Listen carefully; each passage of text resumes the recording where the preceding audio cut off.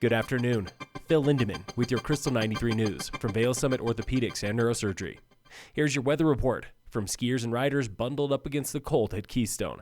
One-time local Andy, now living in Texas. It was cold and very windy. Some pretty good snow.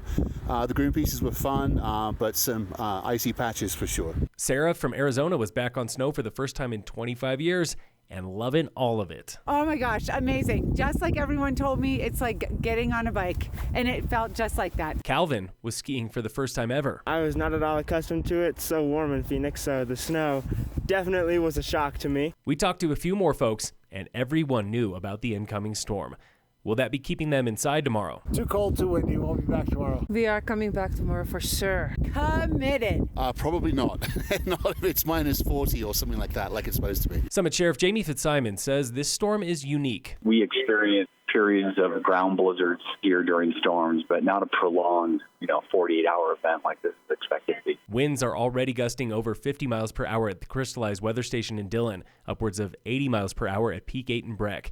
That is a wind chill of negative 32. Opening tonight at 5 is an emergency shelter at the Senior Center in Frisco. This is really a human services public health event versus an emergency management event. Tomorrow, the rec centers in Silverthorne and Breckenridge are open as daytime shelters. The Senior Center reopens tomorrow night. This is just an opportunity to warm up. There's no cots, there's no blankets, there's no opportunity to sleep per se. It's just to come get out of the cold if you're stuck out in the cold somewhere. Red Cross is on standby if disaster strikes, like a water main break, major power outage, or prolonged I-70 closure. At Copper, management is looking out for the lifties with free hand warmers, warm beverages, and 15-minute shifts at some lifts. Dillon Dam Road has been closed since just before noon today when 3 cars crashed in 2 separate incidents. Trooper Josh Lewis with State Patrol. It's kind of unique in how they're phrasing it. Dillon Dam Road on the dam. Normally they have a mile marker or something, and they just said on the dam. All 3 vehicles remained on the pavement. No one was injured. A Dillon man is in custody on menacing charges for allegedly pulling a gun in a bout of road rage yesterday. Breck police confirm the incident happened on Highway 9 near Farmers Corner. The man surrendered without incident. Police confiscated a loaded gun.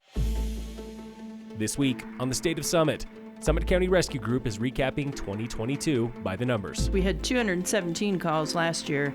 The year before was 185, and at 186 now. We're not at the end of the year yet, so it's still an upward trend. That was Anna DeBattiste with the Rescue Group. What was different and unusual this year is that we had 9 body recoveries, and that's a lot.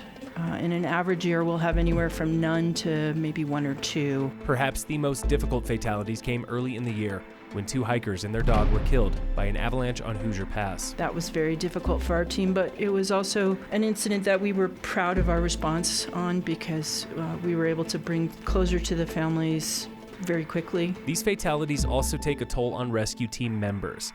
So rescuers are taking care of their own. We have a resilience committee, and they're the ones who really sort of keep track of teammates checking in on each other. This is known as psychological first aid. And that teaches us that we want to check in with each other generally 3 days after the incident, and 3 weeks, and 3 months. In other rescue trends, Quandary Peak was a hot spot again with 24 rescue calls, including one last week.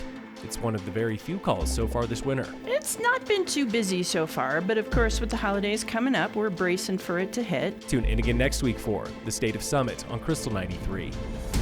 In sports, the Avalanche play the Canadiens tonight at 6. And in local sports, today was opening day for Peak 10 at Breck. Earlier this week was opening for Blue Sky Basin in Vail.